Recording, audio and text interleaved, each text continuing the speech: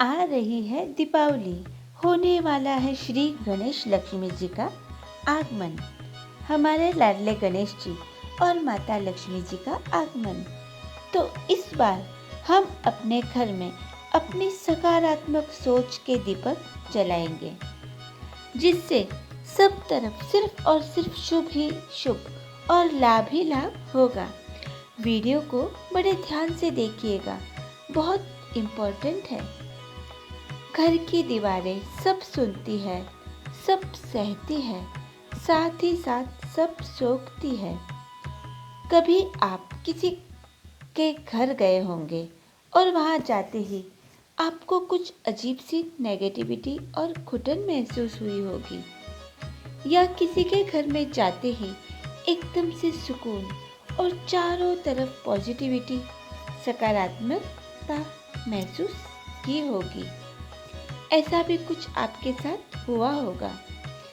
हम कुछ ऐसे घरों में जाते हैं जहाँ जाते ही तुरंत वापस आने का मन होने लगता है। एक अलग तरह का खोखलापन और नेगेटिविटी उन घरों में महसूस होती है।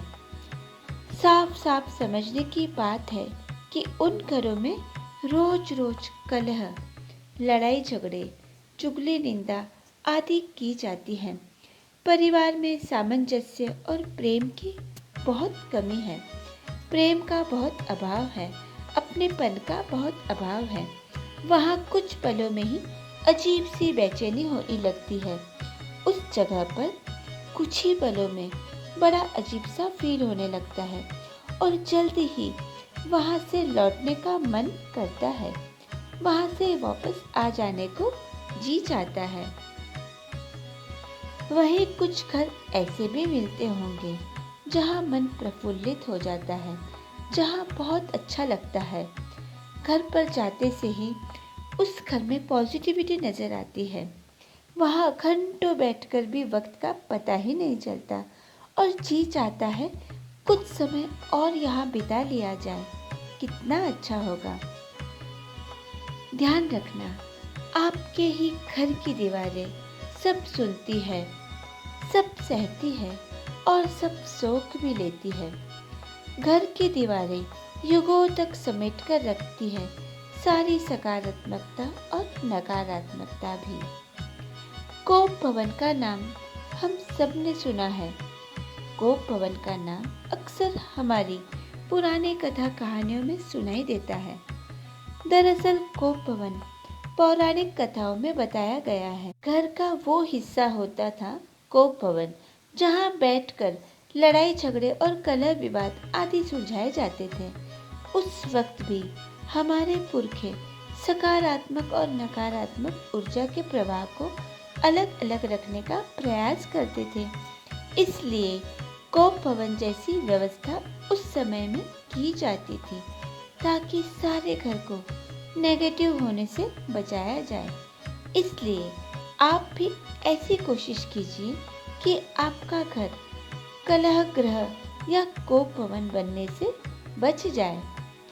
घर पर सुंदर सुंदर तस्वीरें लगाने से, या फूल पौधे लगाने से, या बगीचे लगाने से, या फिर सुंदर कलात्मक वस्तुएं आदि आपके घर का श्रृंगार बेशक हो सकती है, लेकिन आपके घर का सुकून नहीं बन सकती है। ये सारी तमाम चीजें। आपका घर सांस लेता है आपकी हंसी ठिठोली से, मस्ती मजे से, खिलखिलाहट से और बच्चों की शरारतों से, बुजुर्गों की संतुष्टि से, घर की स्त्रियों के सम्मान से और पुरुषों के सामर्थ्य से। तो इन्हें भी सहज कर रखना, इन्हें भी सहज कर सजा कर रखना अपने घर की दीवारों को स्वस्थ रखने के बराबर है। आपका घर सब सुनता है और सब कहता भी है, सब सहता भी है, सब सोखता भी है। इसलिए यदि आप अपने घर को सदा दिवाली सा रोशन बनाए रखना चाहते हैं, तो ग्रह कलह और निंदा विवादों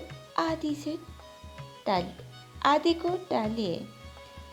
यदि आपके घर का वातावरण स्वस्थ और प्रफुल्लित होगा तो उसमें रहने वाले लोग भी स्वस्थ और मस्त रहेंगे। तो शुरुआत कीजिए इसी दीपावली से। तो स्टार्ट कीजिए इसी दिवाली से, इसी दीपावली से कि घर का हर सदस्य प्रसन्न रहे, हर सदस्य की सारी इच्छाएं पूर्ण हो और ज़रूरत पड़ने पर हर सदस्य को एक दूसरे का साथ देकर दूसरे को समझकर आगे बढ़ने का प्रयास करना चाहिए। क्योंकि एक बार फिर से मैं यही कहना चाहूँगी, जीवन बहुत छोटा है। इस जीवन को हम ही सारे मिलकर बहुत खुशहाल बना सकते हैं, एक दूसरे का साथ देकर और एक दूसरे को समझकर, एक दूसरे की भावनाएं समझकर। तो फ्रेंड्स, आप सभी को आने वाली दीपावली की हार्दिक शुभकामनाएं।